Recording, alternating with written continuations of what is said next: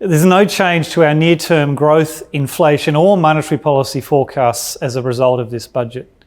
The fiscal environment is, though, the most contested in some years, suggesting that whatever was handed down in this budget was likely to generate plenty of commentary.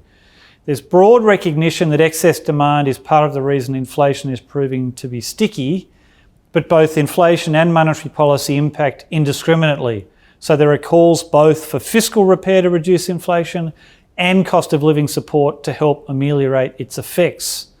In responding to that context, this budget has 1 year of improved budget outcomes and 3 years of worse outcomes.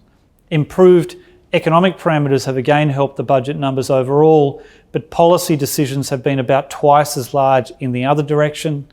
And the inflation forecast has been helped both by measures like the household energy bill rebate, which is likely to be temporary, and lower wage growth, which will have more sustained effects.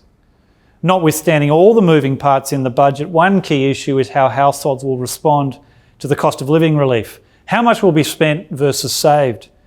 Every household receives electricity relief, every taxpayer receives a tax cut. There's also support for renters and students, those who buy medicines, and those on JobSeeker.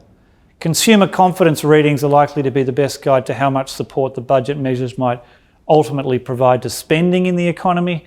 Look, and I will be watching the weekly ANZ Roy Morgan readings with interest.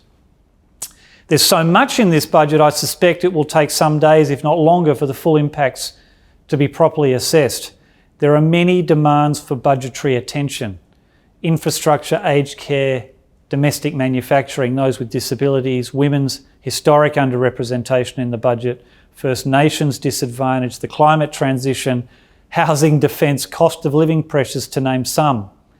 All of these areas have credible claims for funding and all receive attention in this budget. But the budget doesn't fully articulate how these could best be prioritised over time and the benefits assessed against each other. These demands for spending will again feature in the next budget.